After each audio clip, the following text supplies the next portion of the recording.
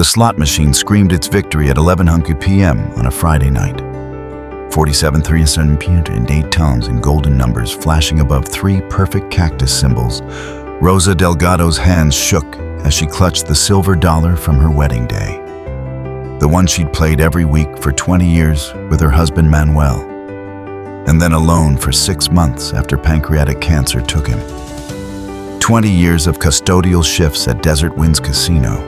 20 years of hoping their luck would finally turn so they could visit the grandchildren in Mexico they hadn't seen in half a decade. The luck turned. The sirens wailed. And then Marcus Webb, the casino's new corporate manager, reviewed exactly 3 seconds of security footage and said 2 words that would expose everything. Not today.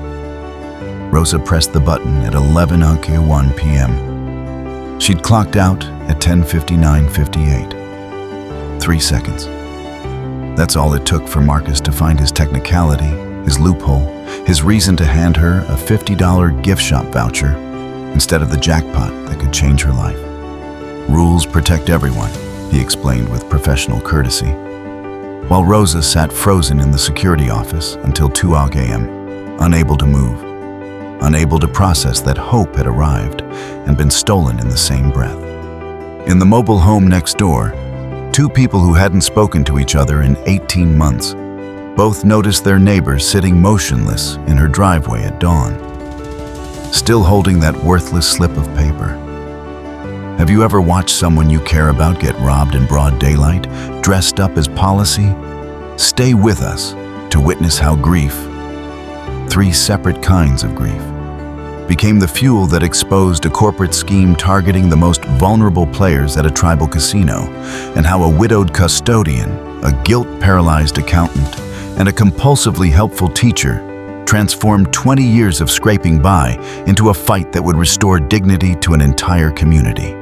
Rosa Delgado's knees announced each step with a dull ache as she pushed the cleaning cart across Desert Winds Casino's main floor. 68 years of living had settled into those joints, 20 of them spent keeping these floors spotless. She took pride in that. The way the overhead lights caught the tiles gleam, how players never had to watch where they stepped. Friday night, 10:47 p.m. Her last round before clocking out.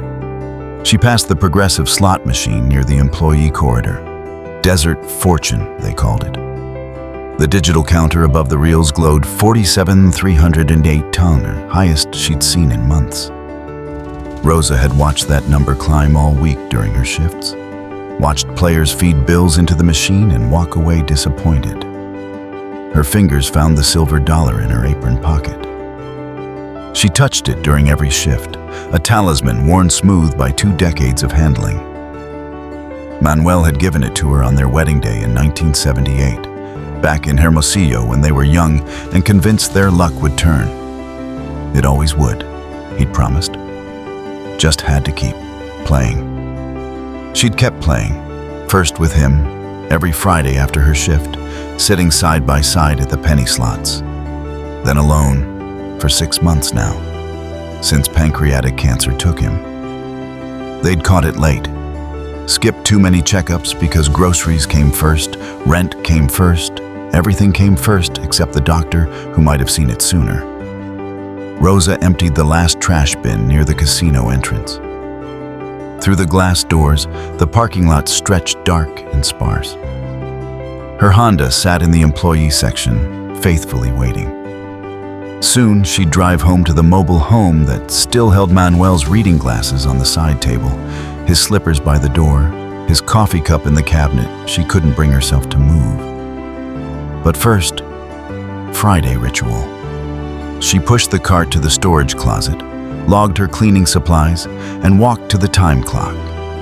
Her badge beeped at 10:59:58 p.m., 2 seconds before 11. Perfect timing, just like always. Rosa crossed the casino floor toward her regular machine, a penny slot with a cartoon prospector.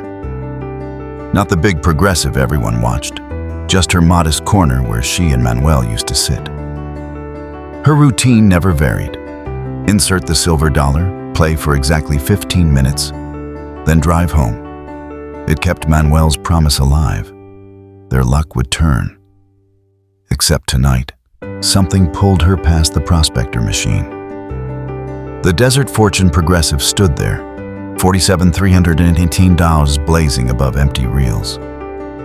Rosa stopped. Her hand trembled as she retrieved the silver dollar.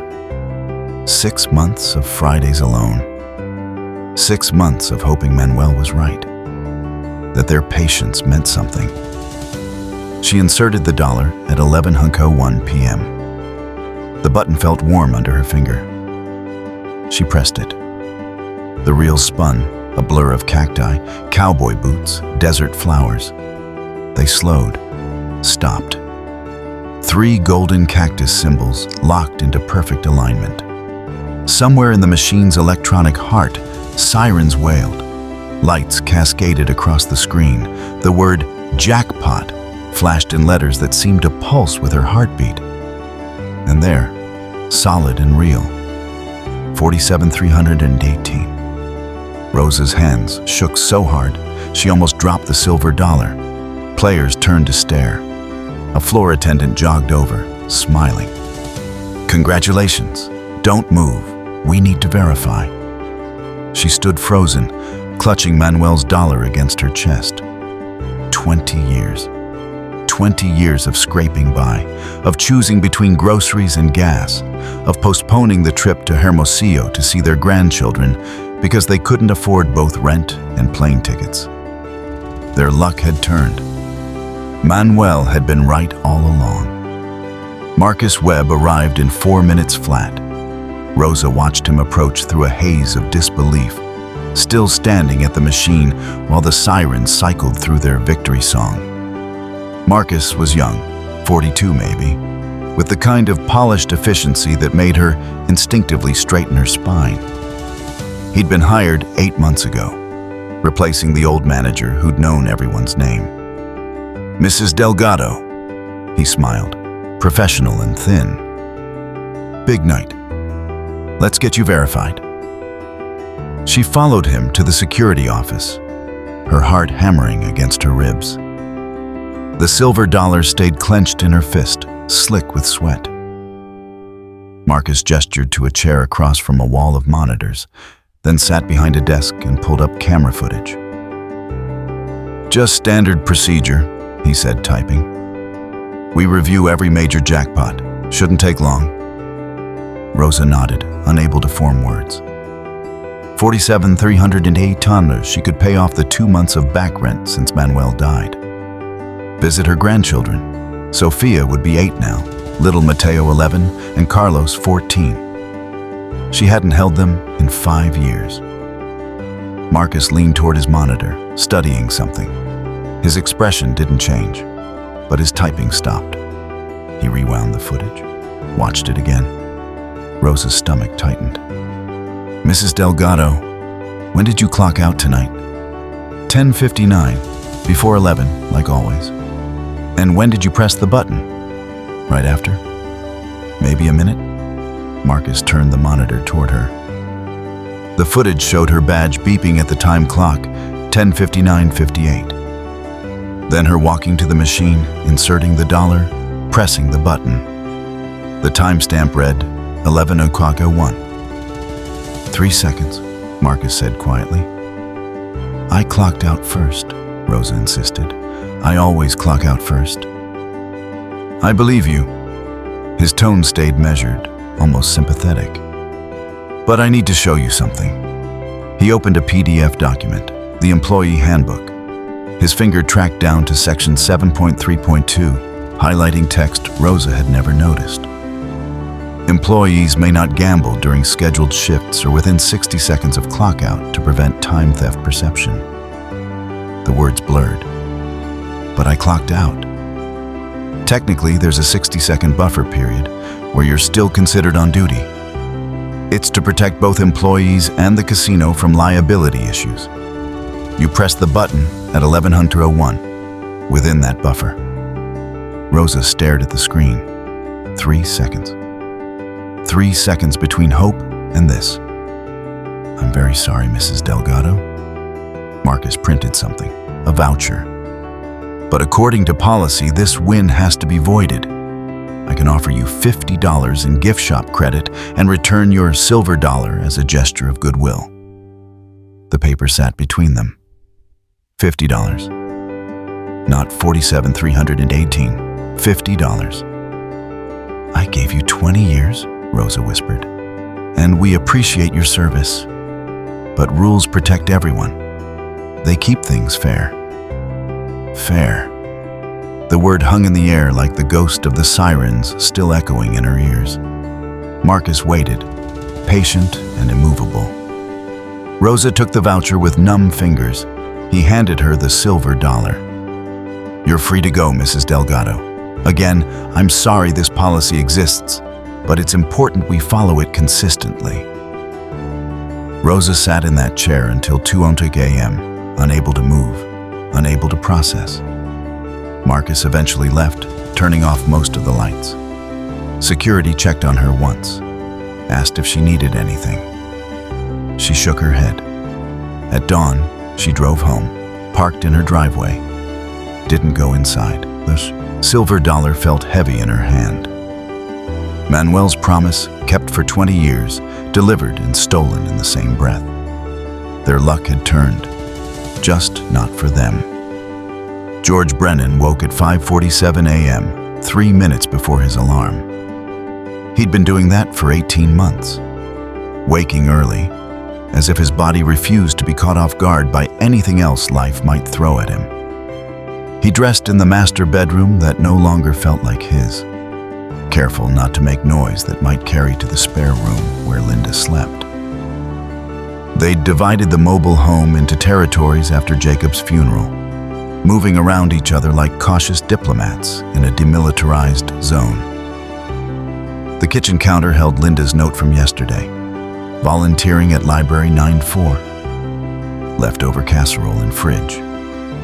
His response, written last night, thank you, working on taxes, 18 months of notes, 18 months of careful politeness that hurt worse than screaming. George made coffee and opened his laptop to Jacob's college fund account. $47,143.27. He looked at it every morning, this monument to his failure.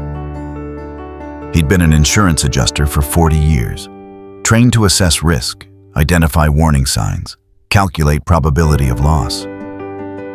Yet he'd missed every signal that his brilliant, depressed, unreachable son was planning to leave them. The numbers never changed. Neither did the guilt. At 6:00 a.m., movement outside caught his eye. Rosa Delgado's Honda sat in her driveway, engine cold, and Rosa sat motionless in the driver's seat. She'd been there when he first looked out at dawn. She was still there now. George frowned. Rosa always waved when they crossed paths, always asked how he and Linda were doing, really asked, waiting for actual answers instead of reflexive fines. She'd been the only neighbor who didn't treat them like tragedy contagions after Jacob died. At noon, Rosa hadn't moved. George drafted a note to Linda, then deleted it. He hadn't initiated conversation in 18 months. Why start now? But Rosa was still there at 3:00 p.m. when Linda's car pulled into their driveway. Linda Brennan had filled her day with purpose, alphabetizing children's books, organizing donation bins, helping Mrs. Chen find large print mysteries. Anything to avoid home, avoid silence, avoid George sitting at his desk like a ghost haunting their marriage. She'd loved him once. Still did, probably, underneath the grief that had calcified between them. But she couldn't look at him without seeing Jacob's eyes, Jacob's hands, Jacob's absence. She carried groceries inside, soup ingredients, fresh tortillas, things she'd cook and George would eat without comment. The kitchen note waited. Rosa's car, all day. Something wrong. Linda looked out the window. Rosa sat motionless in the driver's seat, visible in profile. Linda remembered Rosa bringing them tamales 2 weeks after Jacob's funeral. Not saying anything, just leaving them on the porch with a note. For when you're ready. They'd eaten them in silence, separately.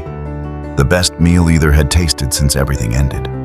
Linda didn't write a response note. She grabbed the soup container she'd brought home from the senior center and walked next door. She knocked on Rosa's car window. Rosa turned slowly, her face a mask of exhaustion that Linda recognized from her own mirror. In Rosa's lap sat a slip of paper, some kind of voucher, and a silver dollar clutched so tightly her knuckles had gone white. Linda opened the door.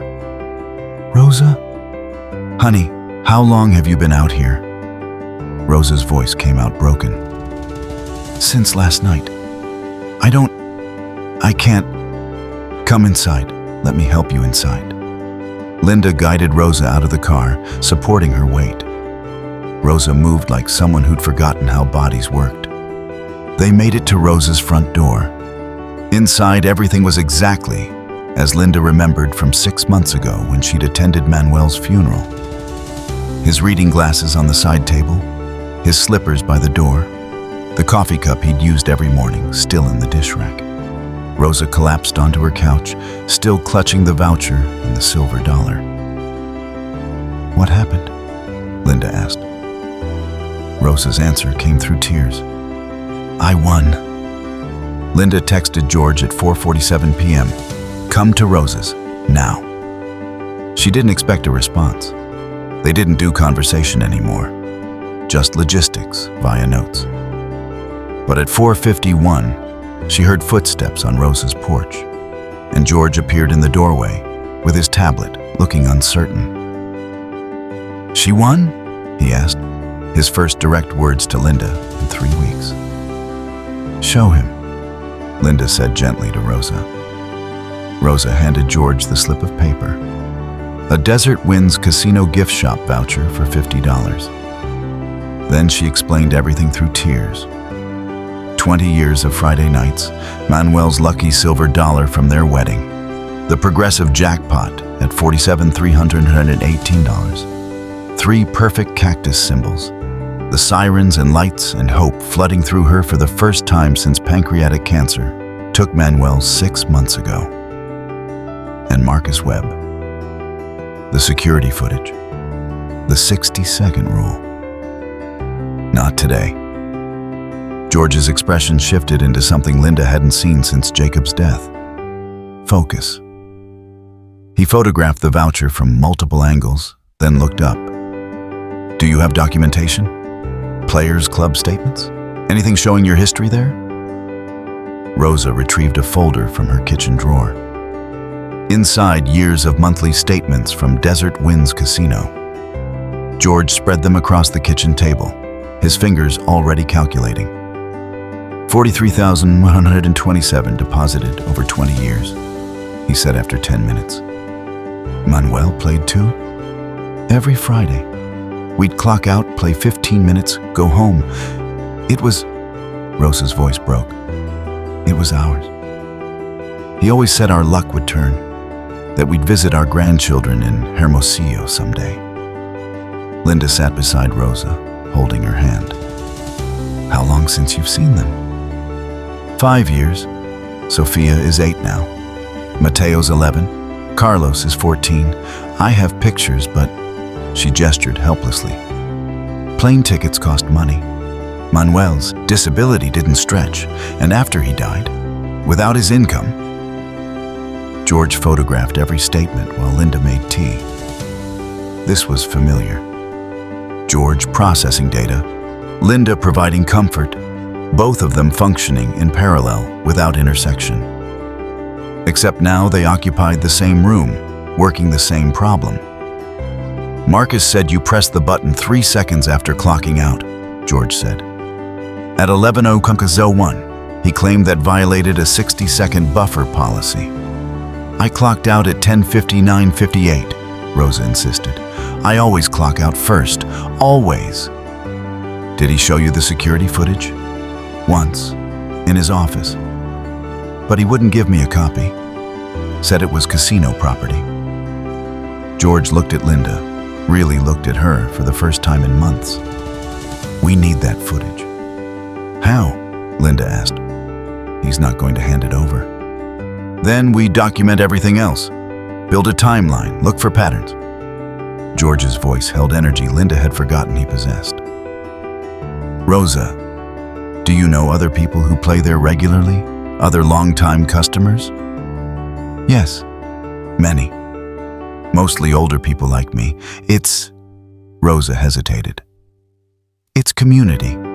The casino gives free coffee, comfortable chairs. People go because it's warm and someone might talk to you. Linda understood immediately. The senior center served the same function, sanctuary from empty homes and silent rooms.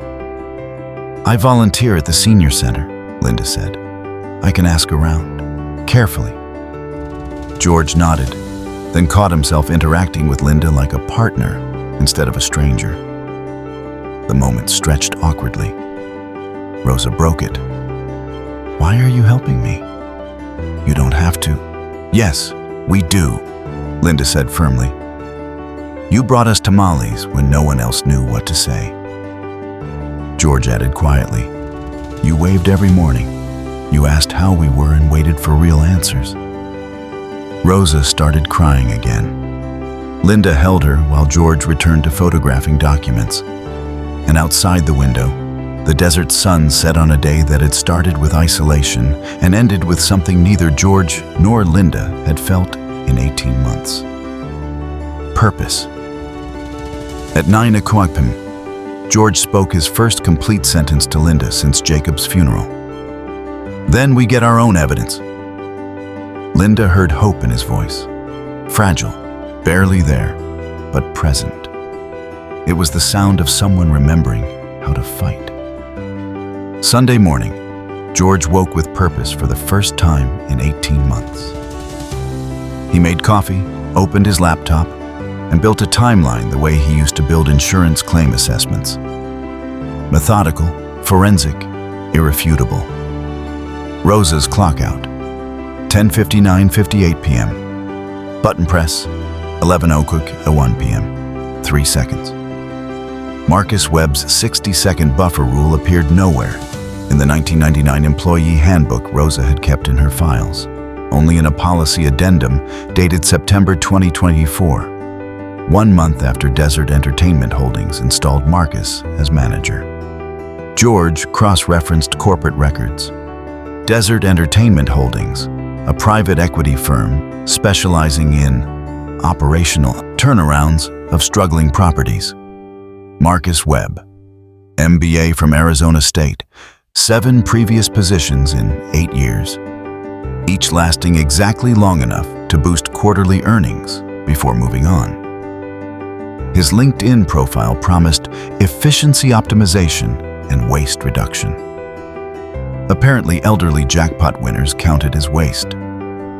George created columns. Date, winner name, amount, void reason, age, income level. He had Rosa's case. He needed more data. Linda was already ahead of him. She'd spent Saturday afternoon at the senior center, ostensibly organizing the book sale, but actually listening. She had a teacher's skill for drawing people out, asking genuine questions, wading through silences, noticing what wasn't said. Margaret Chen won $12,400 in October, Linda told George Sunday afternoon, reading from notes she'd taken on senior center letterhead. Player's card malfunction, they said. She's 76, lives on Social Security. She wanted to visit her daughter in Seattle. George added Margaret to the spreadsheet. Who else? Frank Torres, $18,900 in November. They claimed irregular betting patterns, said he was varying his bet amounts too much, suggested he might be cheating. Frank, 69, worked construction until his back gave out. He needed a new roof. His mobile home leaks. George's fingers flew across the keyboard. More. Dorothy Kimball, $11,200 in December. Machine calibration concerns, whatever that means. She's 72, widowed. Her husband needs hearing aids, but Medicare won't cover them. By Sunday evening, Linda had documented 6 cases. By Wednesday, after visiting the casino herself and striking up conversations with regulars over free coffee, she'd found 9 more, 15 voided jackpots, 170 and 340 total, all in the 8 months since Marcus arrived. All winners over 65, all low income, all with devastating reasons why that money mattered.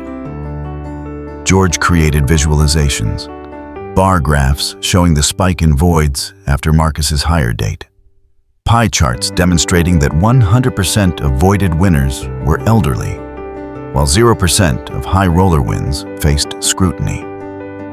He color-coded everything: red for voided jackpots, green for honored wins, blue for Marcus's tenure. The pattern was undeniable. This wasn't policy enforcement.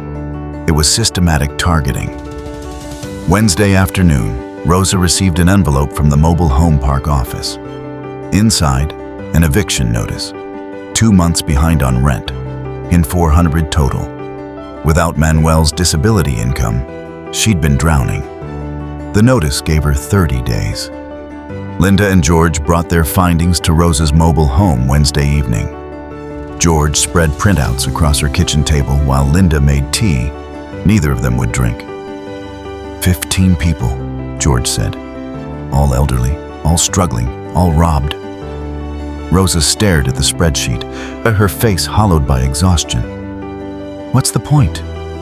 They have lawyers. They have Desert Entertainment Holdings. I have an eviction notice and $50 in mild gift shop credit. You have us, George said. And we have time, Linda added.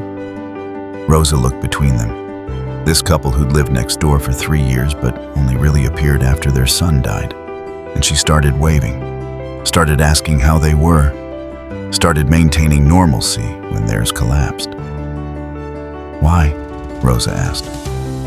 Why risk anything for me? George's answer came quiet but certain.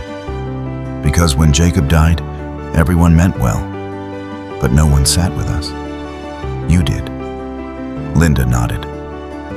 And because fighting for you is the first thing that's made sense since we lost him. Rosa's hands shook as she touched the eviction notice. I don't know how to fight. Neither do we, George admitted. But we can learn. Friday evening arrived 7 days after Rosa's world collapsed.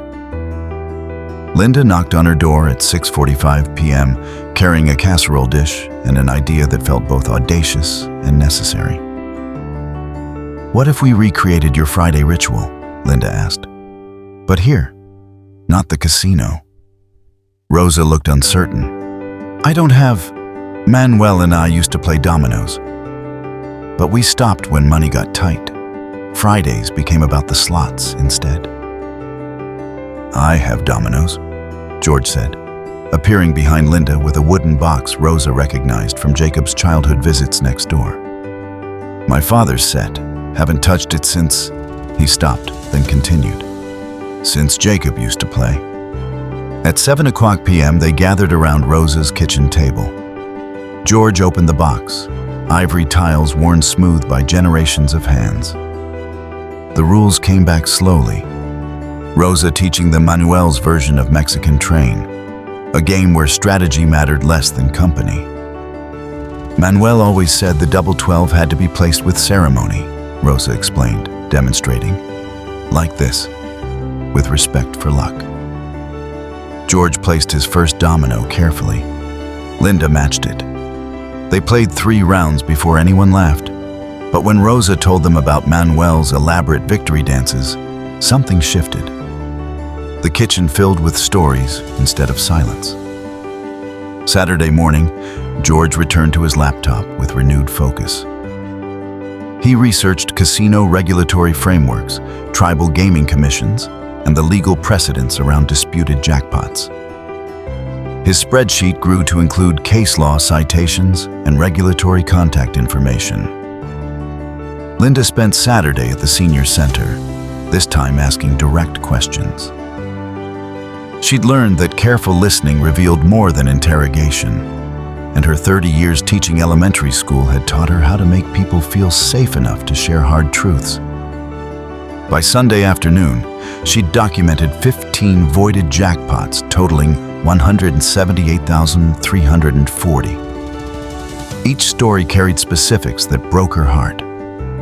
Margaret Chen's $2,400 would have covered her daughter's plane ticket from Seattle. Frank Torres's $18,900 could have replaced his leaking roof before monsoon season. Dorothy Kimball's $11,200 represented her husband's hearing aids and 6 months of dignity. All 15 jackpots had been voided during Marcus Webb's 8-month tenure. All winners were over 65. All lived on fixed incomes that made the casino's free coffee and air conditioning worth the gambling losses. And all the voided machines sat near employee areas during shift changes, places where timing technicalities became convenient excuses. Sunday evening, the three reconvened at Rosa's table. George displayed his findings on his tablet. Linda shared testimonies. Rosa listened, her face growing more troubled. "We can't afford lawyers," Rosa said finally.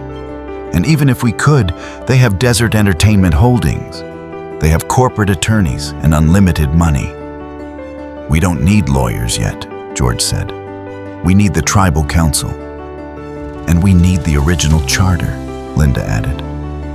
"Rosa, you said the casino was established through a tribal partnership 25 years ago. Who negotiated those terms?" Rosa thought back to her early days at Desert Winds, when the casino was new and the staff felt like family. Thomas Whitehorse. He was one of the original negotiators. 5 tribal elders worked with the developers to create protections for community members. "Is he still alive?" George asked. "Yes. He lives at the reservation's assisted living facility. He's sharp, bitter about how things changed, but sharp." George made a note. "Then that's where we start. We need to understand what protections were promised before corporate efficiency erased them." Linda reached across the table, her hand hovering near Rosa's before settling gently on top. "We're going to fight this, all 3 of us." Rosa looked at their hands, hers worn from decades of custodial work, Linda's showing her teacher's chalk-stained history, both resting on the table where Manuel used to place his dominoes with ceremonial care. "Okay," Rosa whispered. "We fight." Monday morning, Linda called the assisted living facility and arranged a visit for that afternoon. Thomas Whitehorse would see them at 2:00 p.m.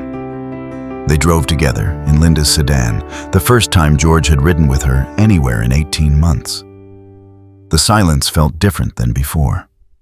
Purposeful rather than punishing, as if they were conserving energy for what lay ahead. The assisted living facility sat on tribal land, a low adobe building with a shaded courtyard.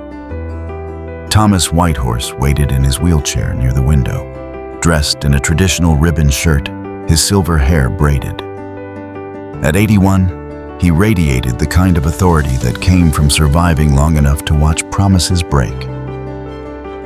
"You're here about the casino," he said before they introduced themselves.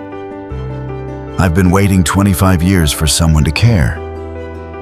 Rosa sat across from him, Linda and George flanking her. "They voided my jackpot. $47,000. Thomas's expression didn't change. "Of course they did. That's what happens when you sell sovereignty to corporations and call it partnership." "The original charter," George said, opening his tablet. "We need to understand what was promised." Thomas wheeled to a filing cabinet, retrieving a folder thick with yellowed papers. Desert Winds Casino was established in 1999. 5 of us negotiated with the developers. We insisted on protections, fair play for all community members, an independent tribal review board for disputes, revenue sharing that actually served the community. He spread the documents across the table. George photographed every page while Thomas narrated. Section 7, Paragraph 3, Thomas read. All disputes regarding jackpot validation shall be reviewed by an independent tribal board consisting of 3 community members and 2 tribal council representatives. The board's decisions are binding and cannot be overruled by casino management. What happened to that board? Linda asked. Desert Entertainment Holdings happened. 8 months ago, they acquired operational control. First thing they did was dissolve the review board, called it redundant, claimed modern operations required streamlined governance. Thomas's bitterness cut sharp. Translation: they wanted to void wins without oversight.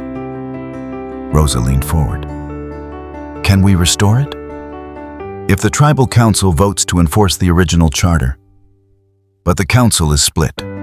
3 members prioritize corporate revenue. 3 remember our covenant. Council Chair Bigay is the swing vote. Thoughtful, but cautious. George showed Thomas his spreadsheet. 15 voided jackpots. $178,340. All elderly, all vulnerable. Thomas studied the data, his jaw tightening. This is systematic exploitation. Marcus Webb is predatory, but he's just implementing corporate policy. Desert Entertainment Holdings targets the most vulnerable because they're least likely to fight back. We're fighting back, Linda said quietly. Thomas met her eyes. Are you? Because fighting means public testimony. It means facing lawyers and corporate pressure. It means risking the little you have left. I've already lost my husband, Rosa said. I've already been evicted once, found work at a truck stop at 68. What else can they take? Your hope, Thomas answered. That's what they take. They make you believe resistance is futile. Wednesday afternoon, Rosa's phone rang. Marcus Webb's voice oozed professional concern. Mrs. Delgado, I understand you've been speaking with other patrons about your situation. I want to resolve this amicably. Desert Entertainment Holdings is prepared to offer $5,000 and reinstate your casino privileges if you sign a non-disclosure agreement. Rosa put him on speaker. George calculated silently. 11 cents on the dollar. No, Rosa said. Marcus's tone shifted, the courtesy veneer cracking. Mrs. Delgado, you're making this harder than it needs to be. People are starting to talk. That's not good for anyone, not for the casino, not for the tribal partnership, and certainly not for you. The threat landed clear as a slap. Goodbye, Mr. Webb, Rosa said, ending the call. That evening, she found a notice taped to her door. Banned from Desert Winds Casino property for creating disturbances and harassing patrons. She brought it to George and Linda's mobile home, the first time she'd entered since Jacob's funeral. Linda read the notice, fury brightening her eyes. He's scared. Good, George said. Scared people make mistakes.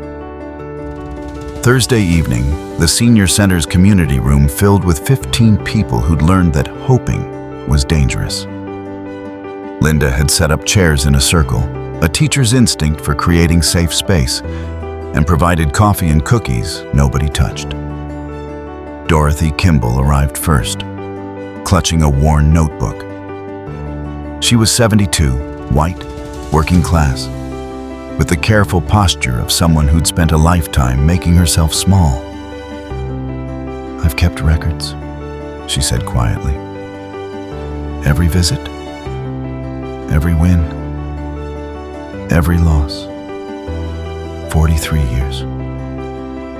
Frank Torres came next, 69, his construction worker's hands scarred and strong, despite the bad back that ended his career.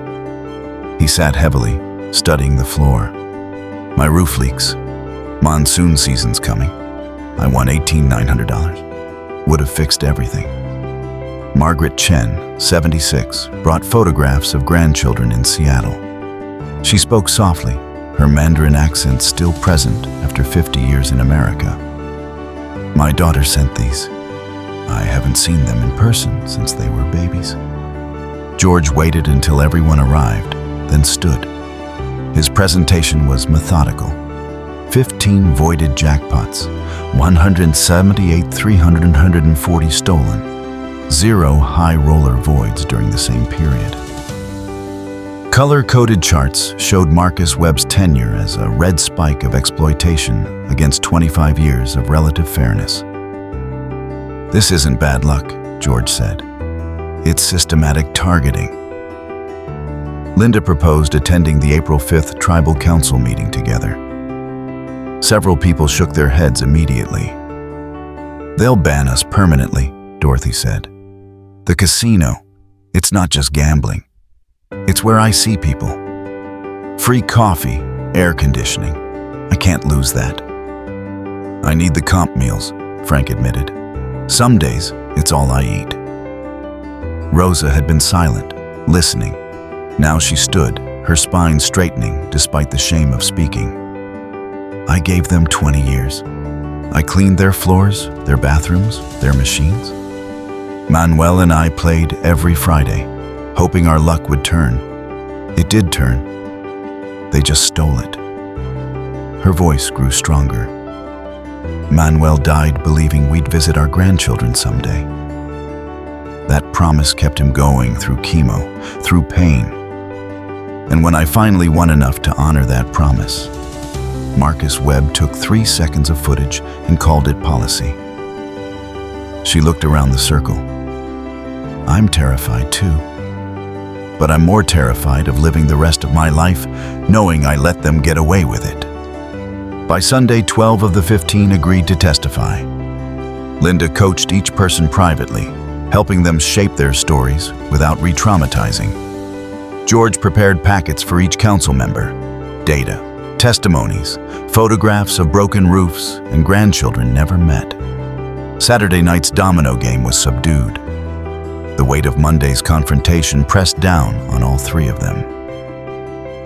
"I look at Jacob's college fund every day," George said suddenly, placing a domino with unusual force.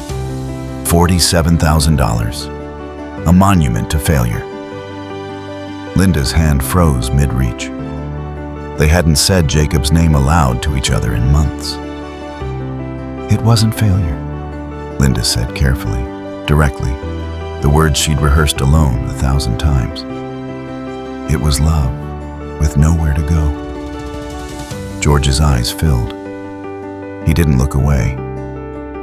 "Maybe," he whispered, "but now we know where to put it."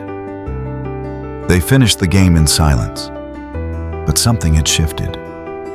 The air between them felt less like a minefield, more like a bridge being slowly, carefully rebuilt. Monday morning, Carol knocked on Rosa's door with an apologetic expression that Rosa recognized from every other time poverty forced working people to hurt each other. "I'm so sorry, Rosa. The owner's pushing me. You're 2 months behind, 1,400. I can give you until April 11th, but that's it. After that, I have to start formal eviction." 10 days. Rosa had 10 days to find 1,400 or lose the mobile home that still held Manuel's ghost in every corner. She'd applied for 3 cleaning jobs. None called back. At 68, with knees that announced themselves with every step, employers looked past her toward younger bodies. Monday evening, George and Linda sat at their kitchen table, together, not separated by 18 months of grief geography, and discussed options they'd avoided discussing about anything for too long. "We could lend her the money," George said.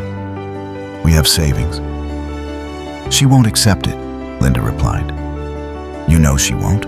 Her pride is going to put her on the street." They tried Tuesday evening.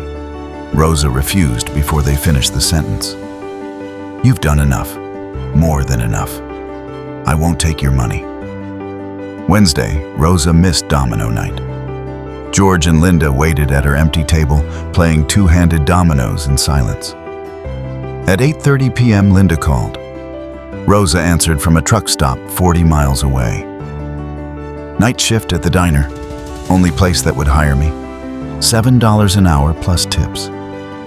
If I work 6 nights a week, I can make rent by June. She hung up before Linda could respond. George and Linda sat at Rosa's table, dominoes forgotten between them. The mobile home felt haunted, not by Manuel, but by their own inability to help someone they'd come to love.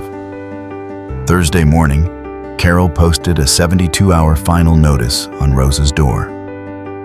Thursday evening, Linda found George at his desk, staring at his laptop screen. Jacob's college fund account, $47,043,027. The number that never changed, the monument that never crumbled, the evidence of their failure rendered in precise decimal points. "He'd want us to use it," Linda said softly from the doorway. George's shoulders shook. "I couldn't save him. I saw the signs and I didn't. I spent 40 years assessing risk, identifying warning factors, and I missed every single one with my own son." Linda crossed the room, sat beside him for the first time in 18 months. "We both saw them. We both didn't know what to do. We both failed, George. Together." She took his hand. "But we know what to do now." They transferred $1,400 Thursday night. Friday morning, Rosa discovered the deposit with a note. "For Manuel's dream. We'll all go to Hermosillo together, George and Linda." She called them, crying too hard to form words. George answered, Linda on extension. "You can't," Rosa managed. "We already did," George said firmly. "Tomorrow's Friday. Be home at 7 p.m. for dominoes." Friday evening, 7 p.m. The dominoes sat between them like artifacts from another life. Manuel's life, Jacob's life, the lives they'd lived before grief hollowed them into shells that forgot how to hope. But tonight, hope felt less dangerous. Terrifying, yes, but possible. George reviewed his presentation obsessively, adjusting graphs Linda had already approved 3 times. Linda rehearsed her opening statement, though she'd stopped using notes days ago. Rosa practiced reading from her written testimony, but her hands shook so badly the paper rattled. "I can't do this," Rosa said finally. "Public speaking, I've spent 20 years being invisible. Custodians are furniture. People look through us. And tomorrow I'm supposed to stand in front of the tribal council and lawyers and—" "You're not alone," Linda interrupted. 12 other people will testify. Thomas Whitehorse will speak. And if your voice fails, I'll speak for you." "Marcus will be there," Rosa whispered, looking at me like I'm nothing, like I'm waste, an inefficiency to eliminate. George set down his tablet. "Let him look. We have data. We have the charter. We have truth on our side." "Truth didn't save Manuel," Rosa said bitterly. "Truth didn't prevent his cancer or pay for treatment or—" She stopped, covering her face. They sat in silence until Rosa could breathe again. "Tell us about Manuel's last coherent day," Linda said gently. Rosa looked up, surprised. "Why?" "Because we need to remember why we're fighting." Rosa described Manuel in the hospital bed, jaundiced and failing, making her promise to keep playing their Friday ritual. "Our luck will turn, Rosa. Promise me you'll keep playing, for both of us." Linda described finding Jacob's note, the guilt of reading his pain rendered permanent in ink, of knowing their brilliant son had felt unreachable despite their efforts. George described the silence afterward, how he'd turned to spreadsheets because numbers didn't die, didn't leave notes, didn't make promises they couldn't keep. "Why are you helping me risk everything?" Rosa asked quietly. George answered first. "Because when Jacob died, everyone meant well, but no one sat with us. You did. You waved every morning. You asked how we were and waited for real answers instead of accepting fine." Linda added, "And because fighting for you is the first thing that's made sense since we lost him. It's love with somewhere to go." At 11:00 p.m., they stacked the dominoes. Rosa whispered a prayer in Spanish. For Manuel, for Jacob, for courage tomorrow. They clasped hands around the table. Rosa's worn from custodial work, Linda's marked by chalk dust, George's steady despite the tremor of age. 8 a.m., George confirmed. "We leave together." Outside, the desert night settled cool and clear. Tomorrow, they would face corporate lawyers and institutional power. Tonight, they were just three people who'd learned that grief shared was different than grief isolated, and that sometimes the bravest thing was daring to hope again. The tribal council chambers smelled of sage and old wood. A low-ceilinged room that held 25 years of broken promises in its adobe walls. Rosa arrived at 9:00 a.m., with George and Linda flanking her like bookends. 12 other voided winners trailing behind. Her knees announced each step across the parking lot, but her spine stayed straight. Thomas Whitehorse waited near the entrance in his wheelchair, dressed in his ribbon shirt, the 1999 charter resting across his lap like a weapon. He nodded once at Rosa. She nodded back. Marcus Webb arrived in a black sedan with 2 lawyers and Sandra Ortiz, Desert Entertainment Holdings corporate vice president. His suit cost more than Rosa's monthly rent. He didn't look at her. The 7 council members filed in at 9:30. 4 men, 3 women, ages spanning 3 decades. Council Chair Robert Begay, 58, with silver threading through his black hair, took the center seat. "We've received a petition regarding casino operations," he said, his voice careful and measured. "We'll hear testimony, then deliberate." Marcus spoke first, his tone professionally dismissive. "Mrs. Delgado is a valued former employee who misunderstands policy. The 60-second buffer exists for legal clarity. We've offered generous compensation. This is a waste of the council's time." Sandra Ortiz presented slides. $4.2 million in annual tribal revenue, jobs for 180 people, risk of operational chaos. The numbers glowed blue against the wall. At 10 a.m., Council Chair Begay turned to Rosa. "Mrs. Delgado, you may present your case." Rosa stood, her hands shaking so badly, Linda's notes rattled. She read the first paragraph, her voice barely audible, about 20 years of custodial service, about Manuel's lucky dollar from their wedding day, about the Friday ritual that kept his promise alive. Halfway through the second paragraph, her throat closed. The words blurred. She looked at the council members, at Marcus's impassive face, at the corporate lawyers waiting to dismantle her. She couldn't speak. The silence stretched, uncomfortable and endless. Someone coughed. Marcus checked his watch. Linda stood, her hand settling on Rosa's shoulder. "May I?" Rosa nodded, sitting heavily. Linda didn't touch the notes. She spoke directly to the council, her teacher's voice filling the room with quiet authority. She described Rosa's loyalty, Manuel's death, the hope born not from greed, but from 20 years of believing promises mattered. George distributed the spreadsheet, 15 voided jackpots, 178,340, 0 high roller voids, all during Marcus's 8 months. The numbers didn't lie. Dorothy Kimball testified about her husband's unhearable world. Frank Torres about water dripping through his ceiling during monsoons. Margaret Chen about grandchildren who existed only in photographs. By 11:30, the lawyers objected. Anecdotal evidence doesn't constitute systemic fraud. Thomas Whitehorse asked to speak.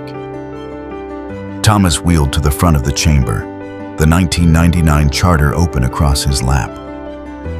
At 81, his voice still carried the weight of someone who'd spent a lifetime watching promises break. Desert Winds Casino shall operate under principles of fair play for all community members, he read, each word deliberate. With disputes reviewed by an independent tribal board consisting of 3 community members and 2 tribal council representatives. The board's decisions are binding and cannot be overruled by casino management. He looked directly at Sandra Ortiz. Where is this review board? Sandra's polish didn't crack. Modern operations require streamlined governance structures. The old board was redundant. Modern operations require honor, Thomas replied. You dissolved protections to void wins without oversight. Council member Patricia Yellowhorse, 63, leaned forward. She'd been a social worker for 30 years before election, knew poverty's face intimately. Mr. Webb, why did you void 15 elderly winners but 0 high rollers in the same period? Marcus's professional courtesy held. Each case met specific policy violations identified through standard security review. Or, Patricia said quietly, each case met specific vulnerability profiles. People who couldn't afford lawyers, people who needed free coffee more than justice. The room shifted, air pressure changing. Marcus tried recovery. The casino operates within all regulatory frameworks. Except the covenant you're sitting on tribal land to exploit, Patricia interrupted. Mrs. Delgado clocked out at 10:59:58. She pressed the button at 11:01. 3 seconds. You invented a 60-second buffer policy without tribal approval to steal her winnings. Sandra stepped in, corporate smooth.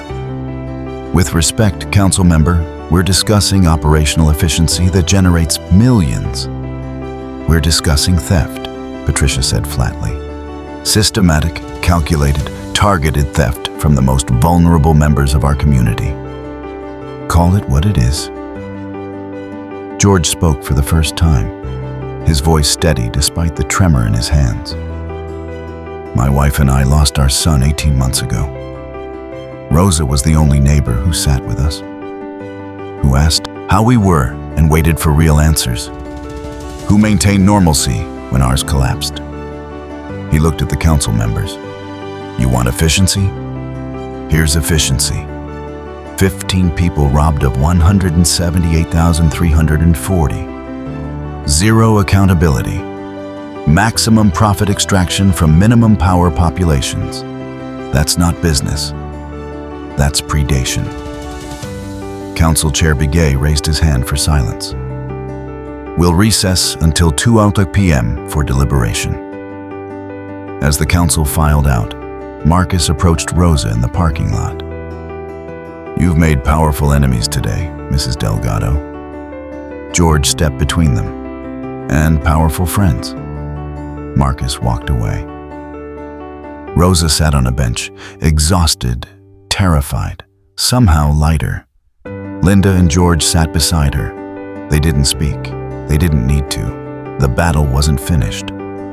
But the ground had shifted. The parking lot felt like purgatory, hot asphalt radiating April heat. The 3 of them sitting on a concrete curb while their fate was decided behind closed doors. Rosa's hands had finally stopped shaking. George checked his watch every 30 seconds. Linda stared at the council chamber entrance. Thomas Whitehorse wheeled over, his ribbon shirt vivid against the bleached concrete. The council split 3-3. Begay's the swing vote. What does he care about? George asked. Legacy. His grandchildren. Whether he'll be remembered as the chair who honored the covenant or the one who let corporations erase it. Thomas's gaze was steady. He's a good man caught between impossible choices. Revenue keeps the community fed, but dignity matters too. Dorothy, Frank, and Margaret had drifted to their cars, emotionally spent. Rosa understood. They'd given what they could: testimony, courage, presence. Now they needed to return to lives that didn't pause for justice. At 2 p.m., the council reconvened behind closed doors. Rosa, George, Linda, and Thomas waited. 45 minutes of not knowing. 45 minutes of watching Marcus and Sandra confer with their lawyers, their body language radiating corporate confidence. At 2:45, the chamber doors opened. Council Chair Begay's face revealed nothing as he took his seat. The room settled into tense silence. He opened a folder, read briefly, then looked up. "We voted to authorize an independent audit of casino operations, specifically examining voided jackpots during the past 12 months. Until the audit concludes, we mandate a moratorium on all jackpot voids requiring tribal council approval for amounts exceeding $10,000. Rosa's breath caught. "Furthermore," Begay continued, "we are reinstating the Community Review Board as stipulated in the 1999 Charter, with 5 members to be appointed within 30 days. Sandra Ortiz stood. "Council Chair, this will create operational chaos and potential legal liability," Patricia Yellowhorse interrupted, her voice cutting clean. "Then perhaps your operations shouldn't fear scrutiny." Begay raised his hand for silence. The vote on Mrs. Delgado's specific case, 4-3 in favor of honoring her jackpot of $47,318, pending verification of security footage compliance with established protocol. Mr. Webb, you're ordered to provide all unedited footage from March 15th to the independent auditor. This council will reconvene April 20th with audit findings. Rosa collapsed into her chair, hands covering her face. George's arm went around her shoulders. Linda gripped her hand. Outside, Marcus approached as they gathered near Linda's car. "You've made powerful enemies today, Mrs. Delgado." George stepped forward, his accountant's precision now weapon sharp. "And she's made powerful friends. Walk away, Mr. Webb." Marcus did. The unlikely coalition, 3 grief-hollowed people who'd learned that fighting together hurt less than suffering alone, stood in the parking lot as the April sun descended. The battle wasn't finished, but the ground had shifted beneath their feet. The 2 weeks stretched like desert highway, endless, shimmering, uncertain. Rosa returned to her truck stop shifts, her body exhausted, but her mind clearer than it had been in months. George and Linda fell into a new rhythm: morning coffee together, afternoon research sessions, evening domino games at Rosa's table. On April 10th, they drove to the canyon where Jacob's ashes had been scattered. Linda had avoided this place for 18 months, unable to face the emptiness. But with George beside her and Rosa waiting in the car, offering privacy without abandonment, Linda finally spoke her son's name aloud without choking on guilt. "He loved this place," she whispered. "Remember how he'd climb those rocks?" George nodded, tears streaming. He was fearless until he wasn't. They stood together, holding hands for the first time since the funeral, letting grief exist without shame. On April 15th, the auditor called Dorothy, Frank, and Margaret for additional interviews. Each provided bank statements, medical bills, documentation of the concrete needs their voided jackpots would have met. The pattern became undeniable. Not random technical violations, but systematic targeting of the most vulnerable. April 18th brought news. Marcus Webb placed on administrative leave, pending findings. April 20th arrived cold and clear. The tribal council chambers filled early. Rosa, George and Linda in the front row. Thomas beside them. 12 voided winners scattered throughout. Sandra Ortiz sat alone this time, no lawyers flanking her. The auditor, a Navajo woman named Dr. Sarah Benally, presented findings with forensic precision.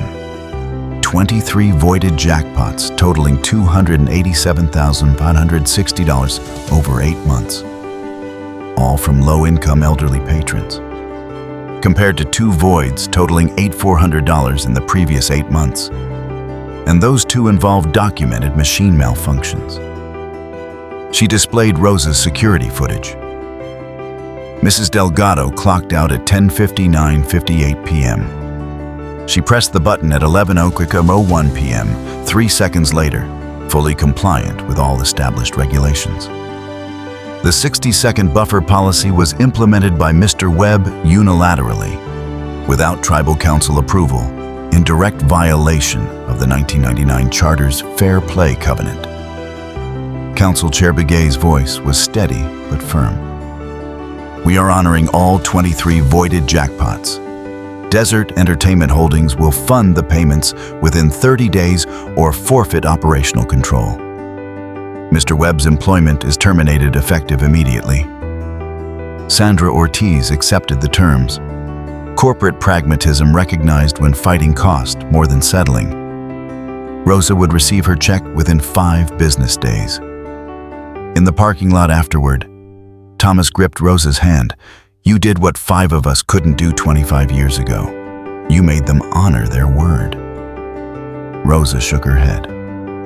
We did, all of us.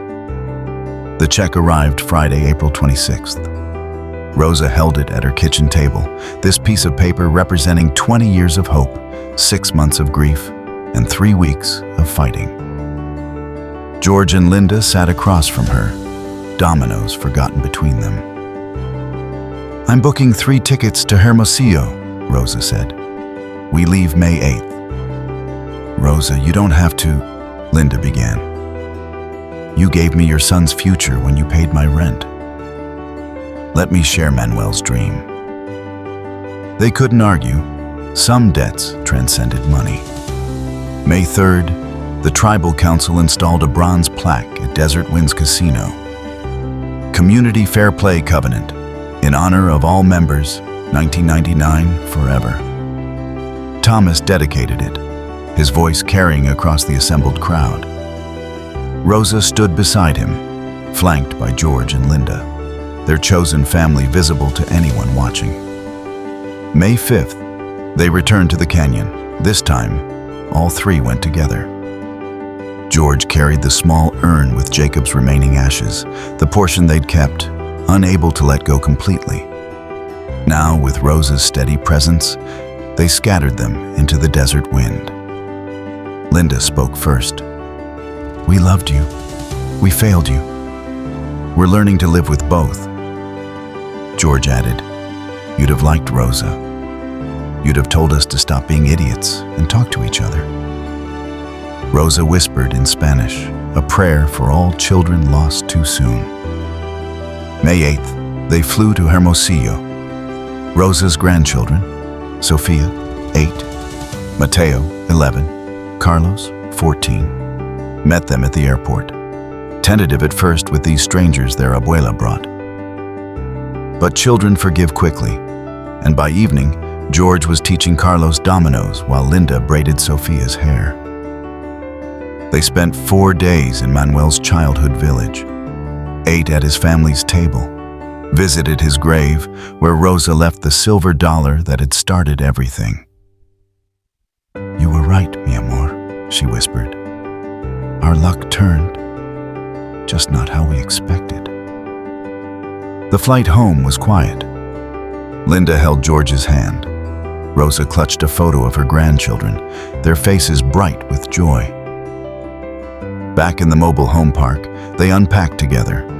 George suggested standing Friday dominoes, 7:00 p.m., Rosa's table, permanent. Linda added, our family meeting.